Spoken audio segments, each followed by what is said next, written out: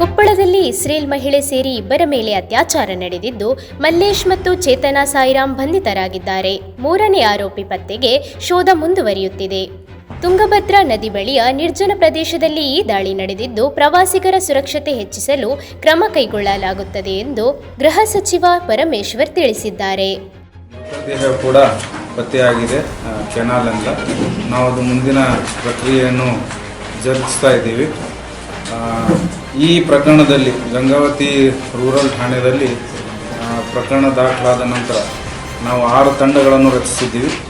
ಆ ತಂಡಗಳಲ್ಲಿ ಮಾನ್ಯ ಐ ಜಿ ಸಾಹೇಬರು ಕೂಡ ನಿನ್ನೆ ಇಲ್ಲೇ ಬಂದಿದ್ದರು.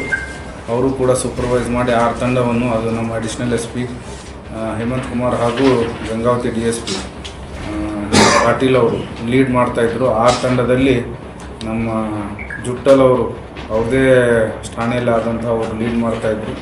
ಹಾಗೂ ಸೆಂಟ್ DSP ಯಶವಂತ್ ಹಾಗೂ ನಮ್ಮ ಟೌನ್ ಪಿ ಆದಂತಹ ಪ್ರಕಾಶ್ ಮಾಡಿ, ವುಮೆನ್ ಠಾಣೆಯ ಪಿ ಆದಂತಹ ಆಂಜನೇಯ ಹಾಗೂ ನಮ್ಮ ಕನಕಗಿರಿ ಚಾರ್ಲಿ ಆದಂತಹ ಫೈಜುಲ್ಲಾ, ಇವರೆಲ್ಲ ಸೇರಿದಂತೆ ತಂಡವನ್ನು ರಚನೆ ಮಾಡಿದ್ವಿ. ಹಾಗೂ ಇನ್ನೊಬ್ಬರು ಇನ್ಸ್ಪೆಕ್ಟರ್ ಆದಂಥ ಮಹಾಂತೇಶ್ ಸಜ್ಜನ್ ಇವರು ಕೂಡ ಇದ್ದರು. ಇವ್ರಿಗೆ ನಮಗೆ ನಮ್ಮ ಬಾತ್ಮೀದಾರರಿಂದ ಹಾಗೂ ಶ್ರಮದಿಂದ 2 ಆರೋಪಿಗಳಿಗೆ ನಾವು ಈ ಕೃತ್ಯದಲ್ಲಿ ಭಾಗಿಯಾದಂಥ 2 ಆರೋಪಿಗಳನ್ನು ನಾವು ಬಂಧಿಸಿದ್ದೇವೆ. ಅವರ ಹೆಸರು ಒಬ್ಬನು ಮಲ್ಲೇಶ್ ಅಲಿಯಾಸ್ ಹಂದಿ ಮಲ್ಲು ಅಂಥೇಳಿ, ಇವರು ನಮ್ಮ ಸಾಯಿನಗರದವರು, ಇಲ್ಲೇ ಗಂಗಾವತಿ ಸಾಯಿನಗರದವರು. ಇನ್ನೊಬ್ಬರು ಚೇತನ್ ಸಾಯಿ, ತಂದೆ ಕಾಮೇಶ್ವರ್, ಇವರು ಕೂಡ ಸಾಯಿನಗರದವರು. ಸೊ ಇವರು ಕೃತ್ಯವನ್ನು ಮಾಡಿರೋದು ಒಪ್ಪಿಕೊಂಡಿದ್ದು. ಒಬ್ಬರಿಗೆ ನಾವು ಕೊಪ್ಪಳದಿಂದ ವಶಪಡಿಸ್ಕೊಂಡಿದ್ದೀವಿ, ಇನ್ನೊಬ್ಬರಿಗೆ ಹೊಸಪೇಟೆಯಿಂದ ವಶಪಡಿಸ್ಕೊಂಡಿದ್ದೀವಿ. ಇವರು ಇನ್ನೊಬ್ಬರದ್ದು ಸಹಚರರು ಯಾರು ಕೃತ್ಯ ಮಾಡಿದ್ದಾರೆ ಅವ್ರ ಹೆಸರು ಕೂಡ ಹೇಳಿದ್ದಾರೆ. ಅವ್ರಿಗೂ ಕೂಡ ನಾವು ಶೀಘ್ರವಾಗಿ ಬಂಧನ ಮಾಡ್ತೀವಿ.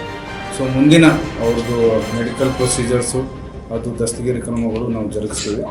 ಇದು ಅಲ್ಲದೆ ವಿಕ್ಟಿಮ್ಸ್ಗಳು 4 ಜನ ವಿಕ್ಟಿಮ್ಸ್ಗಳು ಹಾಸ್ಪಿಟ್ಲಲ್ಲಿ ಟ್ರೀಟ್ಮೆಂಟ್ ನಡೀತಾ ಇದೆ.